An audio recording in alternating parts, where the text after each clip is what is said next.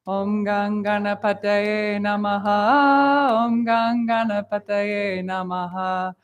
Om Ganganapataye Namaha. Om Ganganapataye Namaha. Om Ganganapataye Namaha. Om Ganganapataye Namaha. Om Ganganapataye Namaha. Om Ganganapataye Namaha. Om Ganganapataye Namaha. Om Ganganapataye Namaha.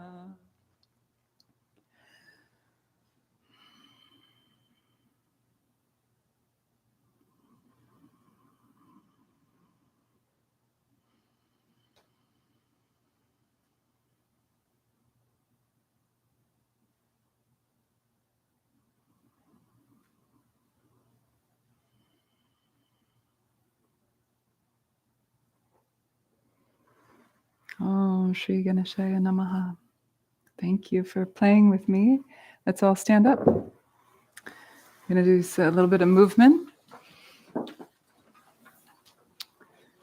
So, for those of you who are having your first night here, we repeat things, so you'll hear these melodies as other melodies again and again. Over time, they'll become second nature to you. Just do about 10 minutes or so of movement to get the body ready for some pranayama, some breath work, and then a sit. Take your right hand and then your left hand on the knee and feel the breath beneath the palms of the hands.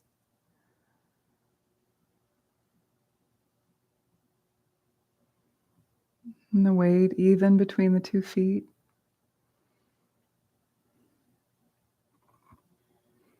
Tailbone heavy, drawing down towards the heels.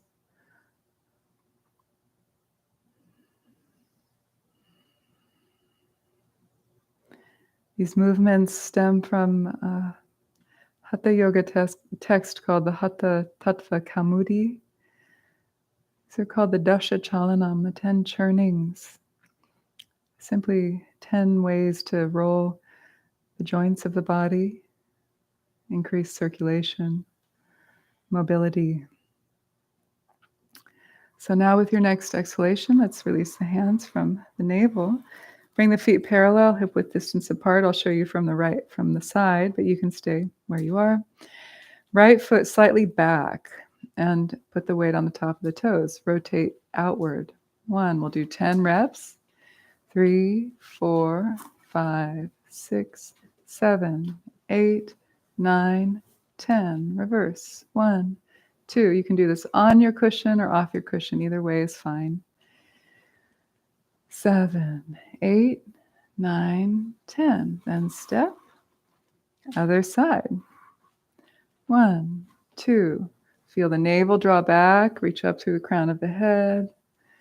Root into the standing leg. And let the spiraling go all the way up through the crown of the head. And reverse. 1, 2, 3, 4. Keep going. 5, 6, 7, 8. Good.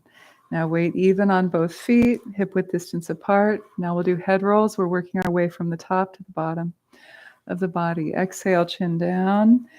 Inhale as you start turning to the right. We just do 5 in each direction. Sometimes the neck is sensitive. You can do small circles or larger if it's comfortable. You can keep the eyes open or closed.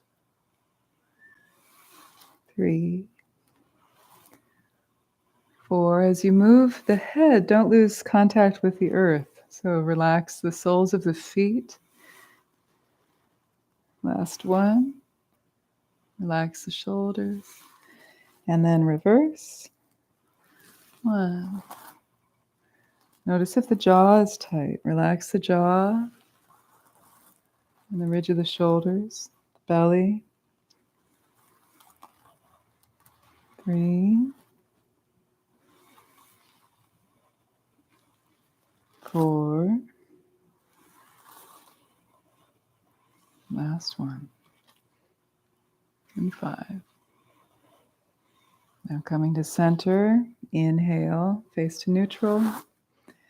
Gaze at a comfortable angle towards the floor. Now the shoulders. Forward, up, down, and back. 1, 2, 3, 4, 5, 6, 7, 8, 9, 10. Good. Reverse. 1, 2, 3. Notice my fingers. So my hands are kind of tracing circles on the sides of my thighs. It's relaxed, but it's not like a kind of like a big, like that movement. It's actually sort of kind of more contained, but not controlled, just efficient. So my teacher used to say, don't exert more energy than you have to, especially if you're over 40. Hands are interlaced, rotate the wrists. If you're under 40, you can choose whatever the hell you want to do with your energy. Of course, any age you can. So this is getting the wrists nice and mobile, but relax the shoulders and reverse. 1, we double time it. Here, 2, 3, 4, 5, 6, good, 7, 8. Helicopter arms to the right. You're right. 1. Little love tap. The front hand at the juncture of the shoulder, back hand at the kidney points, lower back ribs. Really moving through the spine. Let the head go.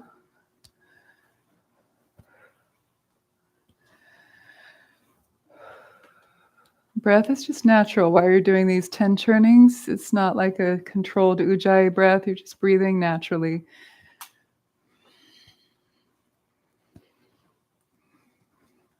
I've lost count. Kevin, are you counting? Who's counting?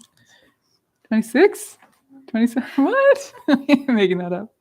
Okay, last time to the right. Last time to the left. Arms down. Circle the hips. 1, 2. So really we're just doing 10 times each direction. But you can do more or less. My teacher who taught me this, we would do movements of 8. But because I like doing it a little longer, I do 10 here. But you can do 20. You can do 30. You can do 100, 108. That's what the Hatha Tattva Kaumudi says. Therapeutically, you can use these churnings to help people who have therapeutic needs as well. And let's reverse. So the number, depends on your needs. It's good for you. But build up to, if you want to do them for more reps, do it slowly and build up to it. 5, 6, 7, 8, 9, and 10. Come to center, feet together. Bend from the backs of the knees, hands above the knees. Circle with the knees. 1, 2, relax the shoulders. 3, 4, 5. Keep the heels on the ground. 7, 8. Good. 9, 10. Reverse. 1, 2. This is also for the ankles. 3, 4, 5, 6, 7, 8, 9, 10. Inhale. Sarpa, which means the wave. I'll show you from the side and then you can join in when you're ready. As I exhale, I bend the knees and my hips go back and then the hips shift forward and I wave up through the spine. So join me. 1, 2. It's like a wave machine. It's coming up from the earth, up through the feet, all the way up and out the crown of the head. 5, 6. Supple spine means a supple mind. It's quoting Guru Mukh. That the spine needs to stay supple, right? So these types of movements can help that. Help us stay young. And then coming up, arms inhale. Exhale. Let's heel toe our feet a little closer together. Backs of the hands come in. and out. Bend the knees. Place the hands underneath the feet, fingers pointed outwards. You're standing, if you can, on top of the feet. Yeah? And if you can't come all the way down, that's fine. Let's stand up. I want to show you this because it's subtle. It's fun if you can, when you get it. But not everybody can bend at the hips, ankles, or knees like that. And that's okay. If you can't, then you just stay higher. Okay? So maybe the front row, if you don't mind kneeling or just coming down for a sec so everybody can see.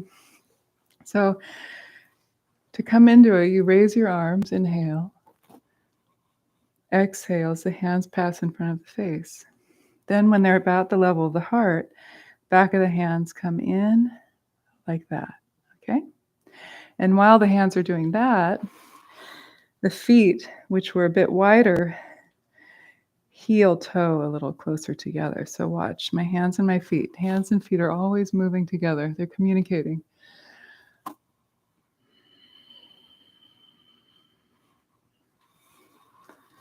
And then I stand on the top of my hands, okay? And I'm going to tell you a little bit about the breathing because I haven't really unpacked this. This is called Kaki Mudra. It's like the crow, the beak. And we pucker the lips, but the tongue presses down at the root of the frenum. You know the frenum there? That holds the tongue down in the mouth. So the tongue presses down on the frenum, and you pucker and you breathe in through the mouth like this. You can do it with me if you want. So exhale. I look up. Inhale through the mouth.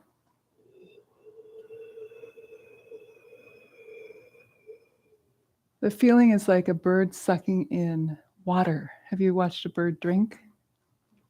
They like through a straw. So that's what we're doing.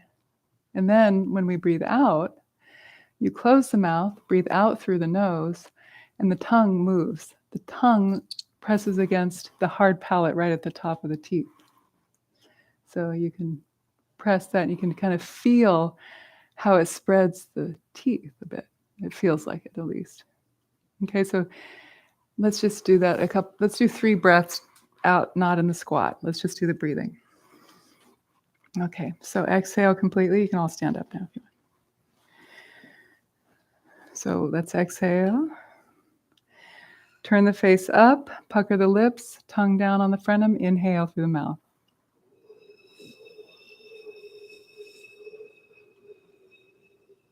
Close the mouth, chin down, breathe out through the nose and press the tongue now against the upper palate, the hard palate, right at the root of the teeth. There you go, good. Now do it again. Inhale, look up through the mouth. And really make that sound.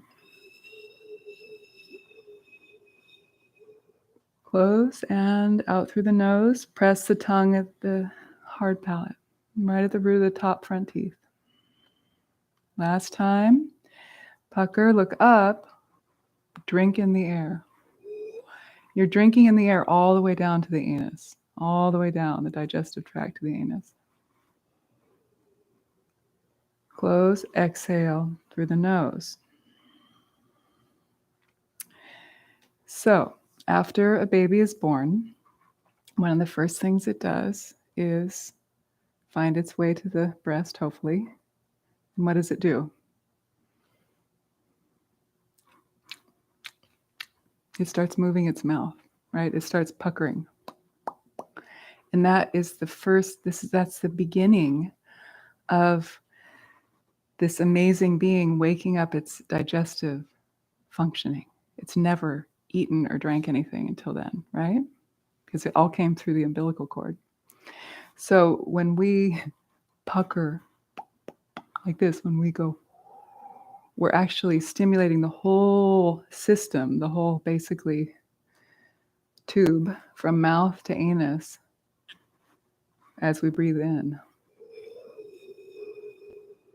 So that's why the instruction is to breathe all the way down there, so you feel the whole entirety of the breathing apparatus, okay? And then the exhales through the nose.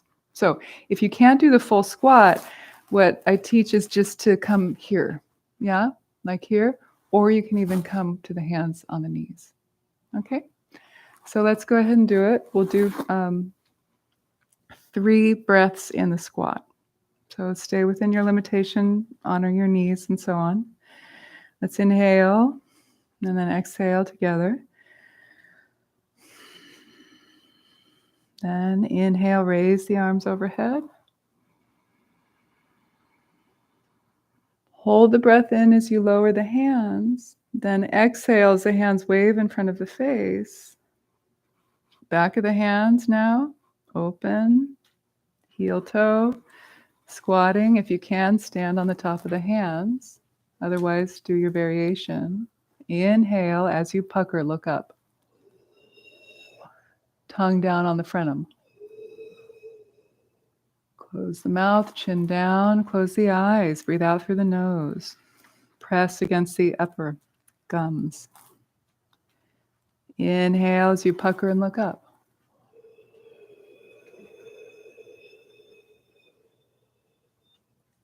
Exhale through the nose. Relax the shoulders. Relax the jaw. Last time. Inhale, look up and pucker as you breathe in.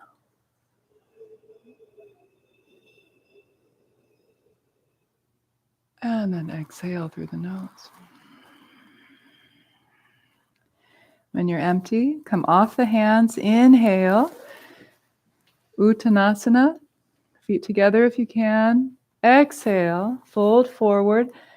Knees are straight or bent, whatever's good for your body.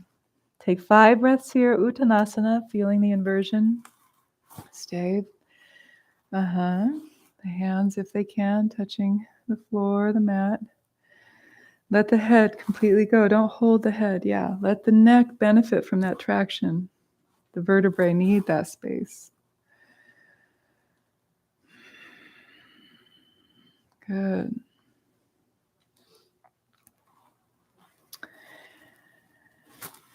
And then with your next exhalation, slowly bend the knees. And we're going to come down to a seated position for a pranayama before we meditate. Any questions about the kaki mudra and the anus? No, I'm kidding. So when the baby puckers, it stimulates the sphincter. These are connected, and then that helps its digestion to wake up. So it's all connected, it's all connected. So by making that shape in the Hatha Yoga, they believe it helps to stimulate digestion, okay? Which a lot of us could use, right? Sometimes we have a hard time, especially if we travel, right? We've come from far, fly in airplanes and so. So now the next thing we're doing is pranayama, which comes from the Tibetan yogas. What we were just doing is more of a Hatha Yoga thing, but it's shared within the martial arts traditions, and a lot of is similar in the Tibetan tradition as well. If you can do lotus, do it. Otherwise, just a comfortable cross-legged position or up on a chair is fine. I'll take you through the movements, and I'll drop some hints with the visualization, but now less teaching, more doing. Allow the eyes to close, sitting comfortably. Spine is nice and straight, but not rigid. So we've moved the body. Now we're kind of starting to centralize the energy so that we prepare the body, energy, and the mind for seated meditation, quietude, stillness. So connecting to the energy body more than the physical body. The flow of circulation is one way to do that. Feeling temperature, warmth, coolness is another way. Also feeling your body as a body of light. Often it's taught to visualize the cells filled with light.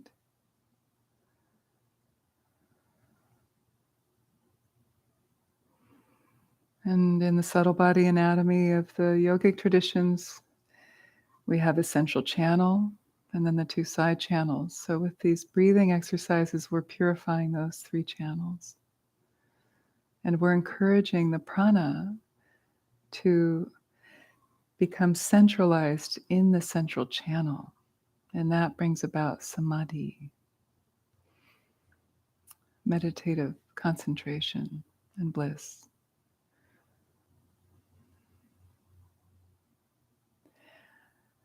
So if you're new to the practice, if you need to open your eyes to watch, you can watch. Let's exhale together. With the inhale, raise the arms overhead, reaching up through the spine. Exhale, lower the hands, make Vajra fists, which is placing the thumb at the root of the ring fingers. Gently curl the fingers around the thumb. Place the back of the hands at the crease of the hips. Now, if you can, straighten the elbows. If not, that's okay. Leave them bent. Another option is to just glide the hands to the knees. It's very common too. Either way is fine. Take a breath here. Really feel space between the vertebrae, sitting up nice and tall, belly soft. Exhale, release tension through the kidneys, the sits bones root down. And then with the next in-breath, raise your left arm out to the side. Then bend the elbow, circle the wrist once, place the index finger on the left nostril. Exhale through the right, cleansing that right channel. And then as you're almost empty, you release the hand, bring it back down to the hip. Inhale the other side. Right arm up, bend the elbow, circle the wrist, place the index finger on the nostril, breathe out through the left nostril. I'm mirroring you. Release.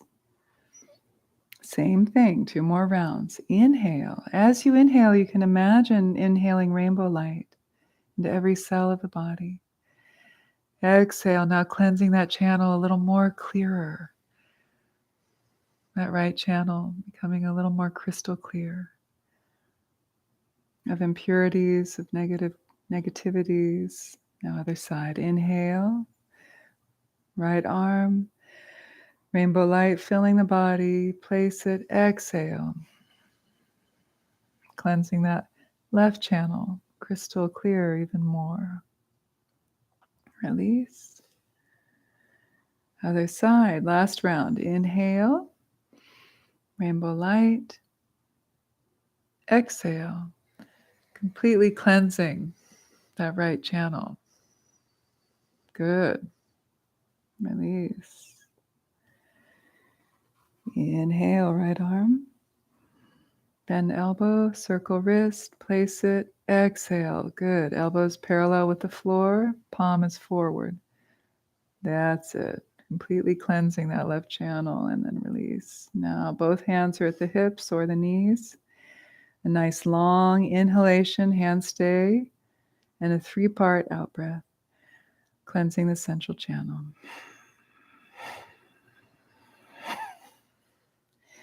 And then inhale, release the hands, palms down, exhale. And rest in the after effect, what's called wisdom prana, the balanced prana, the balanced wind, more centralized, central channel.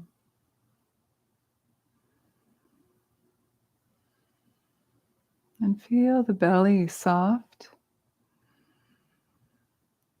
like a vase. With each breath, it's like water pouring into the vase. Soften the belt line. And as you exhale, keep that relaxation, that feeling of fullness at the belly. And before you're completely empty, fill it back up again.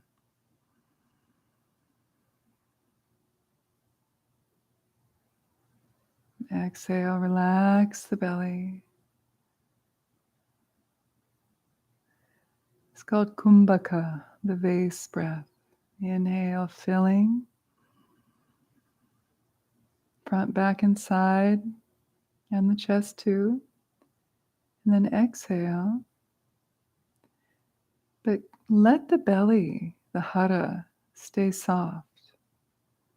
Keep breathing like that.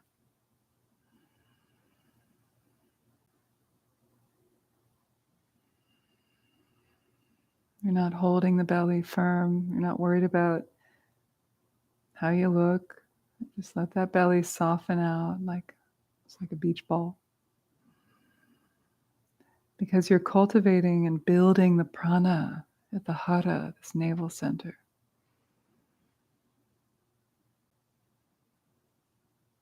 Sometimes this is called the gentle breath, the jamlong.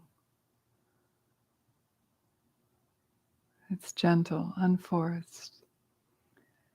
Keep breathing like this, and if it's comfortable, you can feel just a slight lift at the perineal floor, like a mula bandha, but like a 5% mula bandha, very subtle.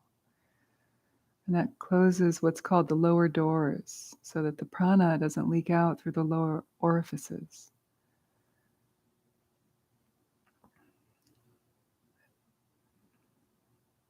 Stay soft, and yet a gentle lift. You may even feel like a pleasurable tingling as you, it's like that feeling of trying not to pee, but don't overdo it. Closing the lower doors, keeping the vase breath.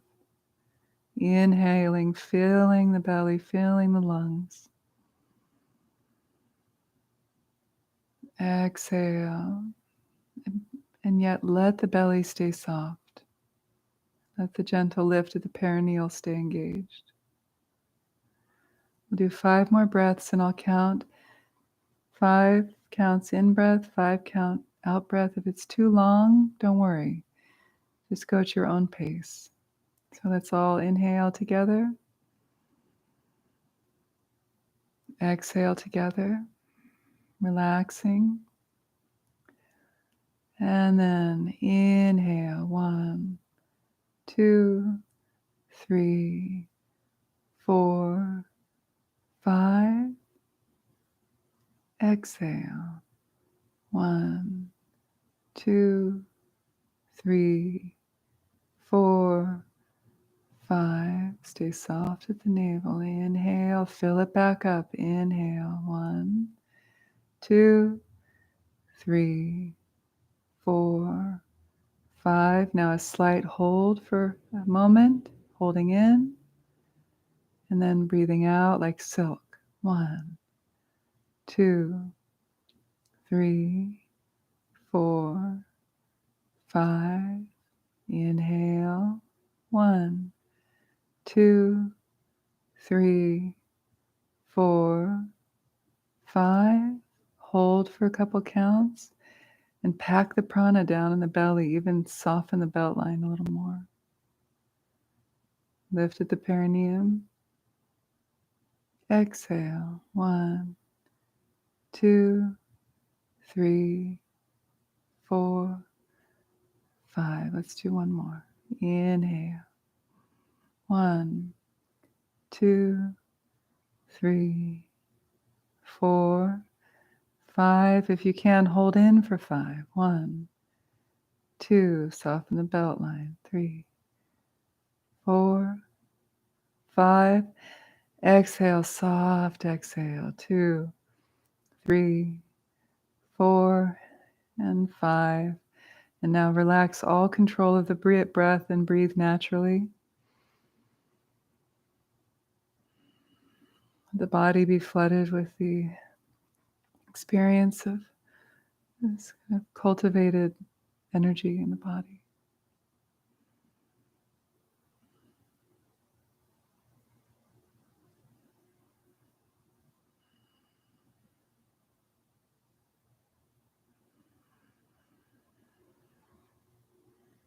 And so now we'll just, as much as possible, seamlessly glide into our sit.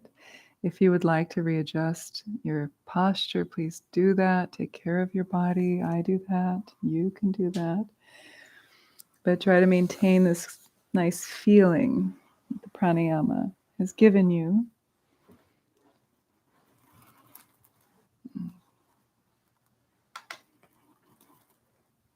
I'll do a gatika. Gatika is a 24-minute segment period of time. It's said to be the length of time that the prana takes to circulate through the body one complete time.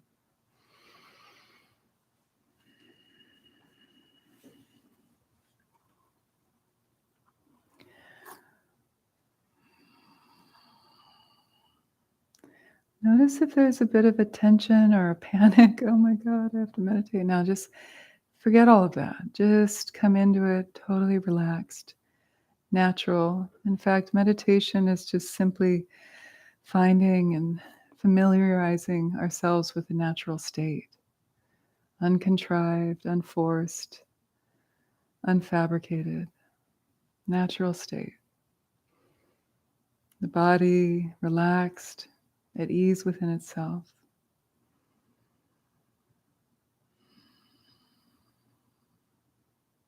And really commit to being as still as you possibly can.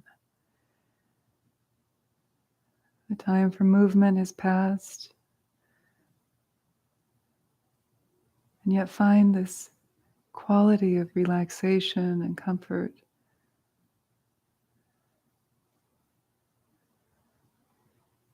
Free of rigidity and tension, like a mountain aligned with gravity. Feel your plumb line. Feel the bones holding you up. And the muscles can melt their tensions. Offer that tension to the earth.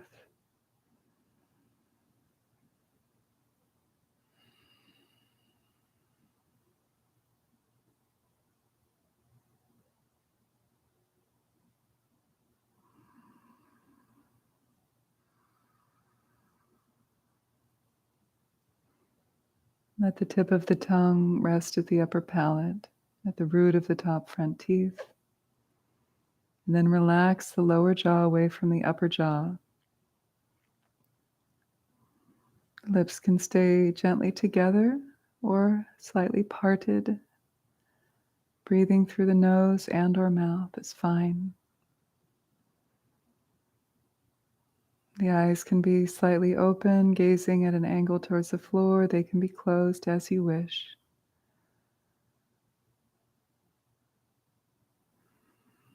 Chest is buoyant, shoulders relaxed, the belly soft, hips and legs comfortable.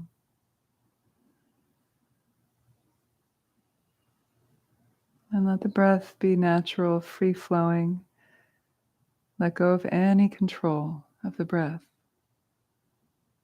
If it's shallow, let it be shallow. If it's deep, let it be deep.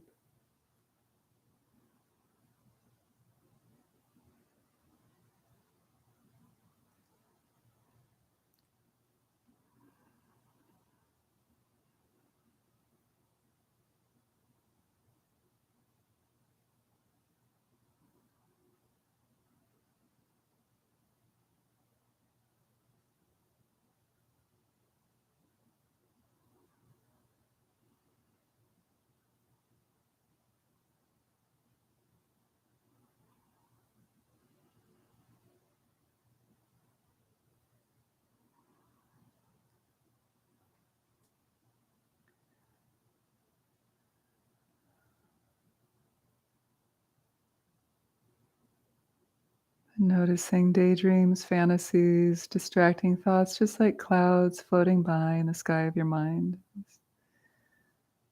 Rather than fixating on them, just observe them for what they are, immaterial, ever-changing, free of solidity.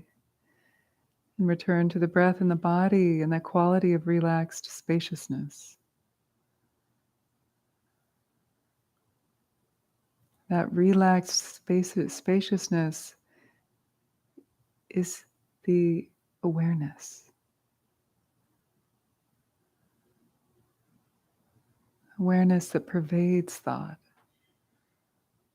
Rest from that vantage point, rather than the vantage point fused with thought. Release the thoughts. Release, release, release into presence. Again and again and again and again and again. And then rest in the depth of the ocean before thoughts form, before the ego co-ops.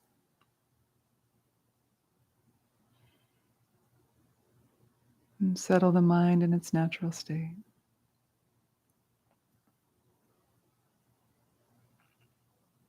Free of grasping, free of distraction. Release into presence.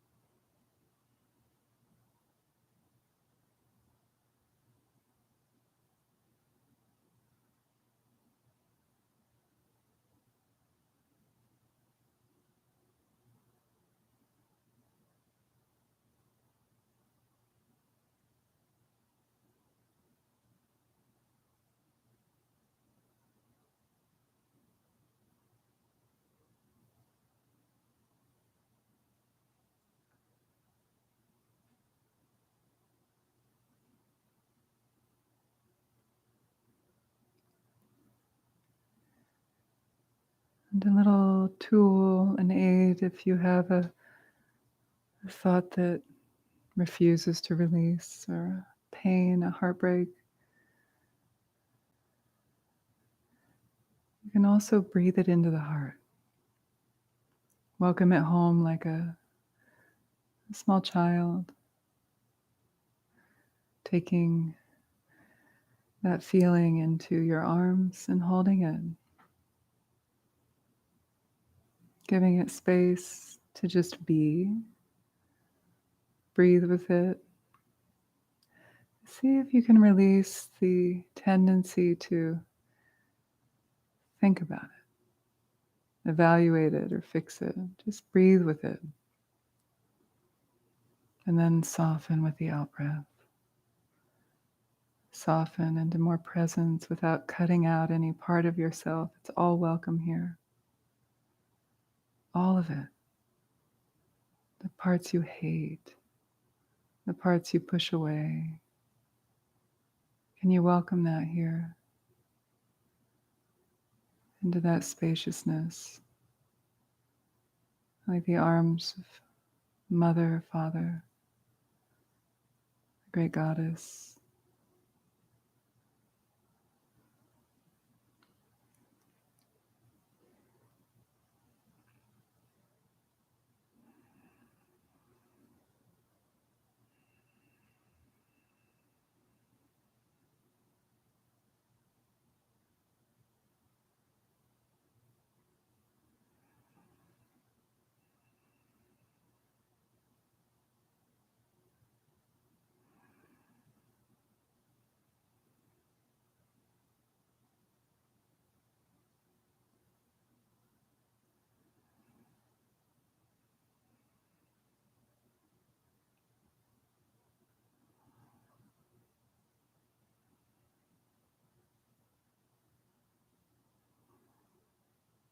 And from the foundation of relaxation, then introduce the quality of stability, of a continuity of attention,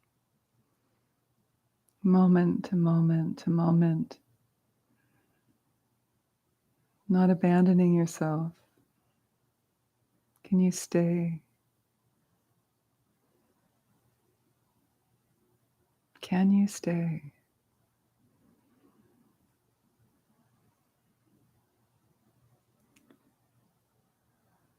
But without losing the relaxation, whether the breath or the quality of spaciousness, whatever your anchor,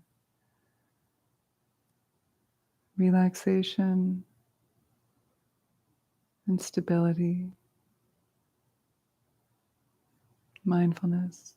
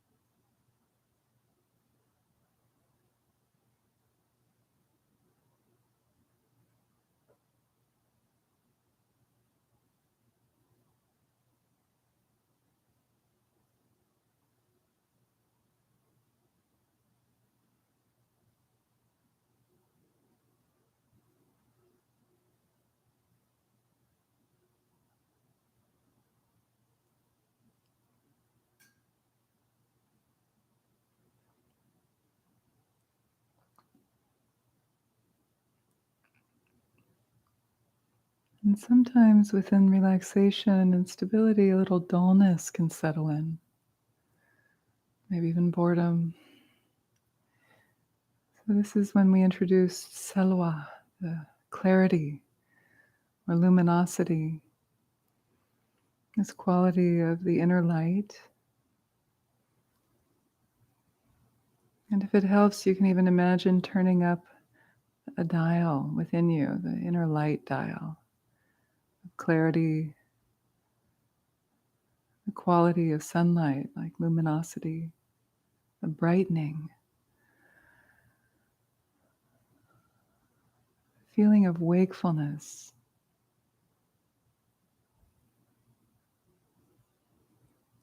So that you have these three qualities of relaxation, stability, and clarity.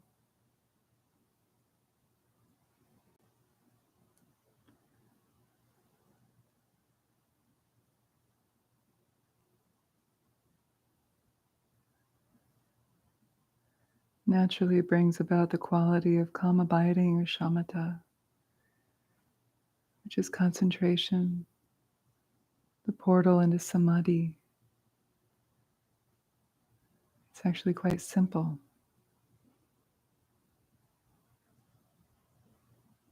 but not so easy. So stay with yourself, relaxed, yet stable, continuity of attention, imbued with clarity and luminosity, wakefulness. And release distraction with the out-breath and recommit to being here with yourself.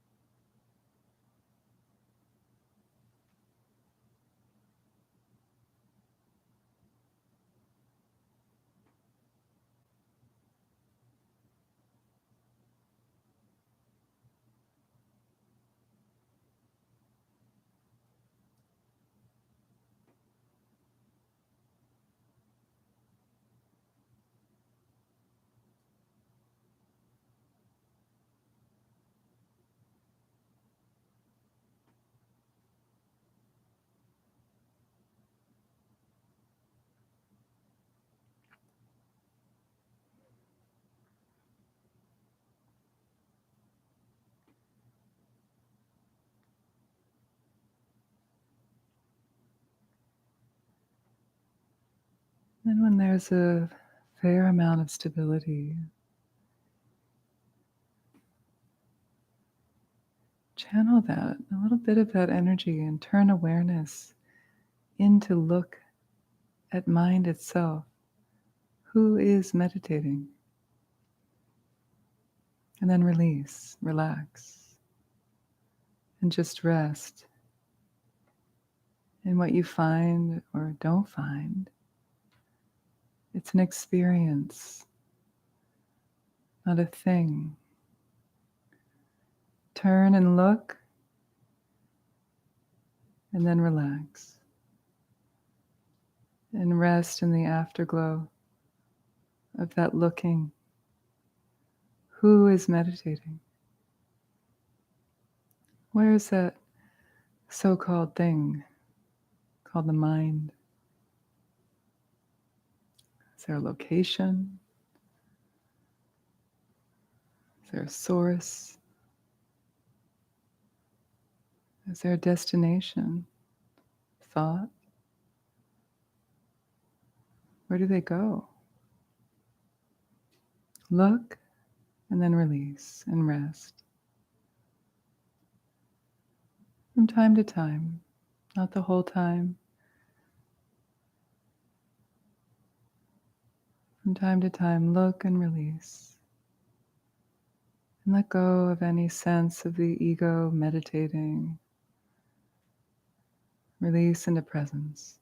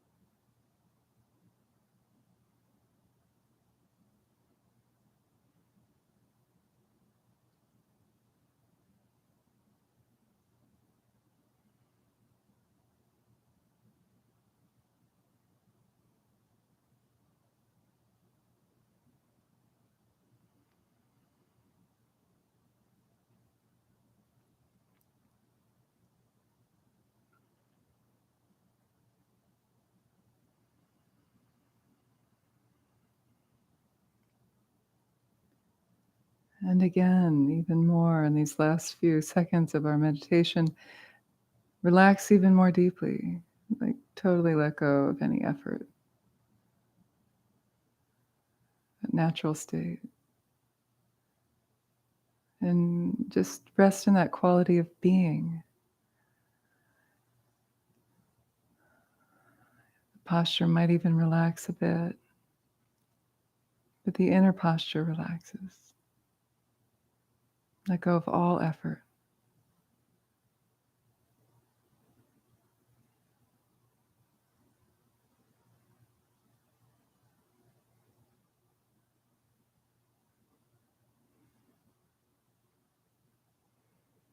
And I'll sing a prayer for you just to listen. A prayer to Shiva, universal consciousness of creation and destruction. Gaupura Gauram Karunavataram Samsara Saram Bhujagendraharam Sadhasanatvam Videata Vinde Bhavan Bhavani Kahina Amami.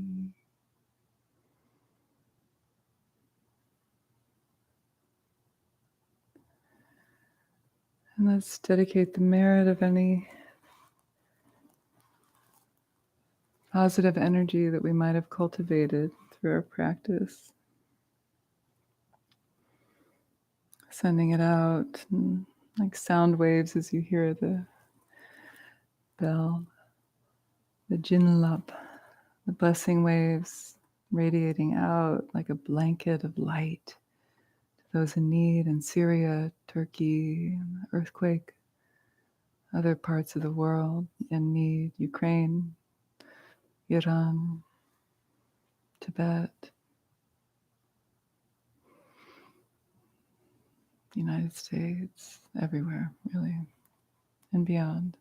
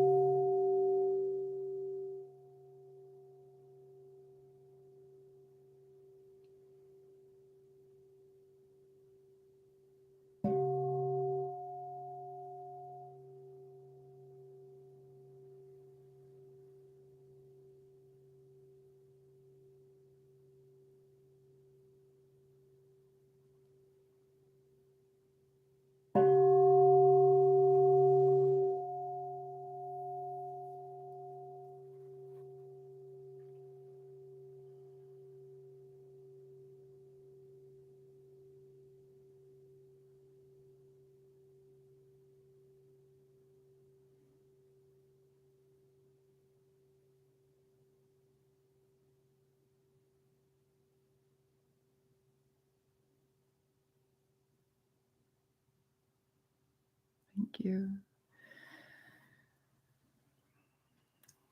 And so we have about 6 minutes, and I'd love to open it up to questions, comments, anecdotes.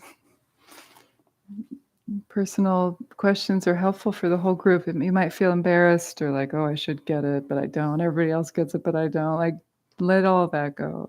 Your question helps others, when we speak out loud.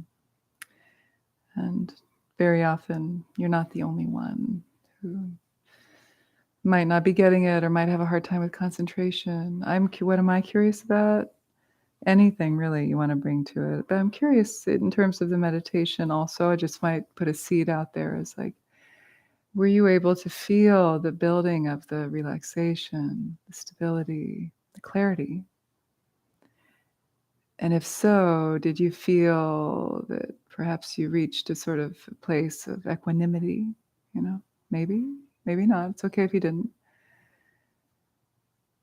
And sometimes when you get there, it's cool because it's been difficult to get there, but then you can get a little lax, a little dull, or a little bit, they call it like the God realm, where everything's groovy and like there's no suffering, so you get lazy.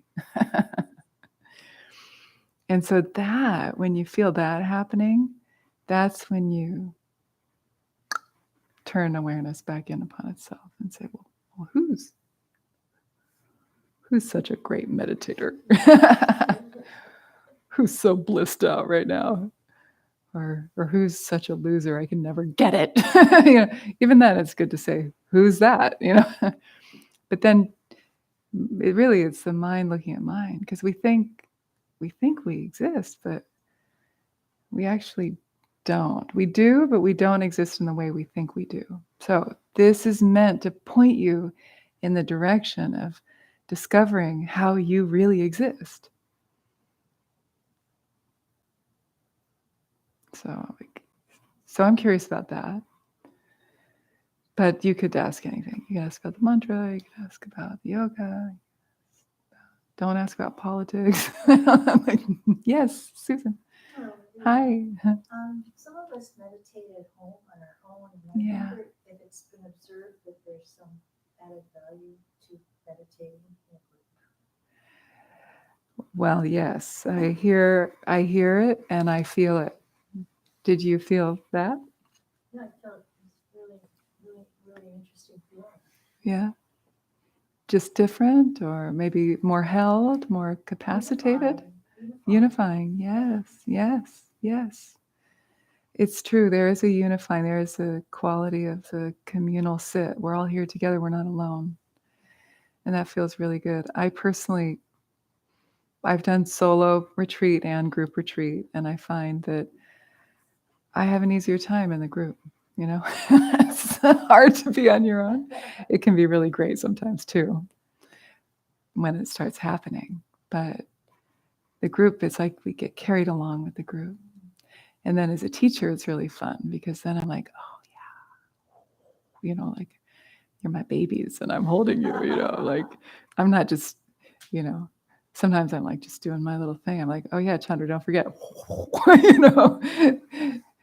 and that's really fun too, is to feel the group in that way is also very enlivening and beautiful for me, actually, too. So I don't know. What do you guys think? That's why you come, right? You come to learn, but you also come for each other, the Sangha. Buddha, Dharma, Sangha.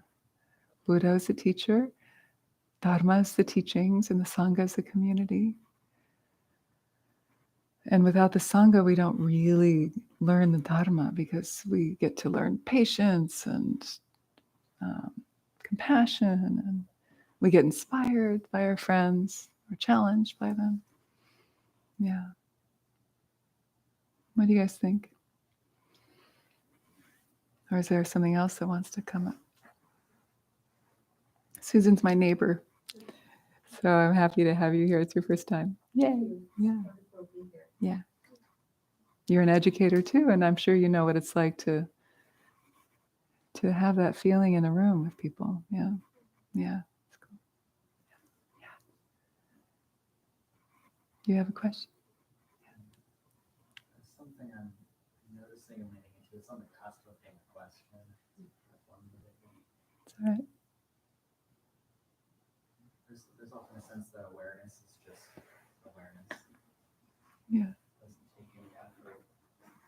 I feel like what you mentioned earlier about turning to dial. Yeah. And that feels more connected to attention. Kind of lucidity that's a little bit more at a relative level of mind. Oh, yeah. And I can notice the way that when there's dullness at that relative level, it maybe takes me away from the attention of the effortless awareness. Yeah. Yeah. And it's the relationship between those that's puzzling me. There's a level of mind where there's some level of efforting that's required, but I also feel maybe where too much efforting would be exhausting. Yes. Yes. But it's that stands in relationship to something that is effortless at the same time. I'm tripping out about that. Yeah, you're tripping. It's good tripping though.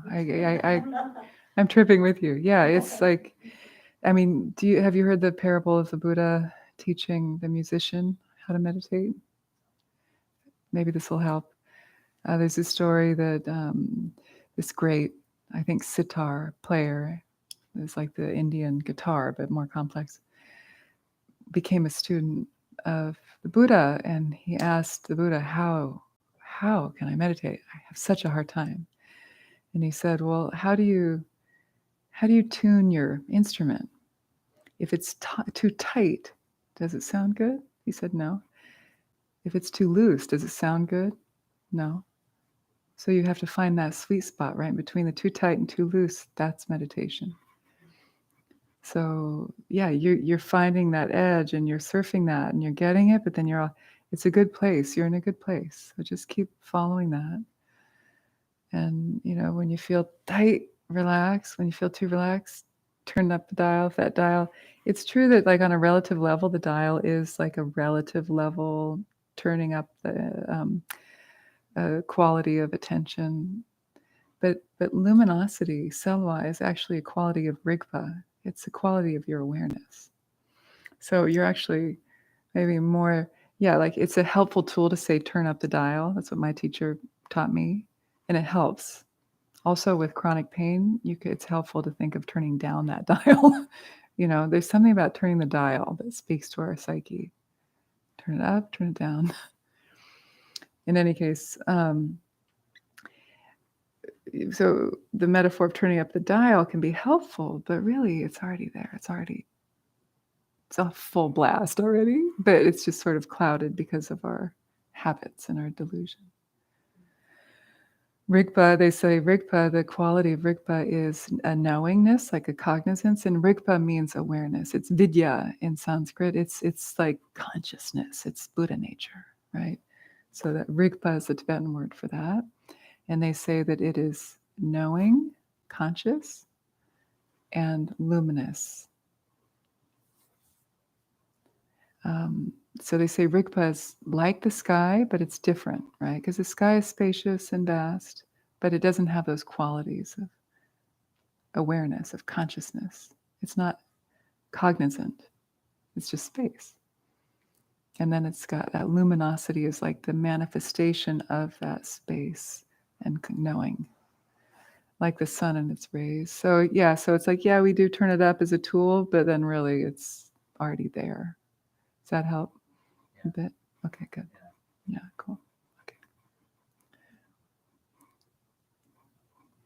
Not too much, not too little. And then how is just the flop? In a way, like if we had prepared, like either it's a Dzogchen technique to actually literally flop. So you meditate for a while and then let it all go and you fall back on your cushion. I wanted to have you do it, but I realized, shit, I didn't prepare you. You might have water bottles or hit your head on the floor, but like try that at home. Like meditate. And then I used to set my alarm. I'll let you go in a sec. It's time, but your little Zen alarm clock or whatever with a nice sound. Do repeat like every 10 minutes for a while. And every time the bell rings, you flop. And you let it all go. Take 30 seconds, whatever you need, and then get back up and do it. And then 10 minutes later, flop. And it really trains you in loosening up. Going against the tendency to be like, I'm going to, muscle through this. Because you're missing the point, really, if you do it too much. Too much rigidity. This is the point. Okay, so I'll sit up here for a little while longer, especially if you're new. I like to meet new people. You can come up and say hi. Or if you have a question, I'll hang out here for a few minutes. Or you can go out and have tea and cultivate Sangha. Thank you, everybody. Thank you. Yeah, thank you. Yeah.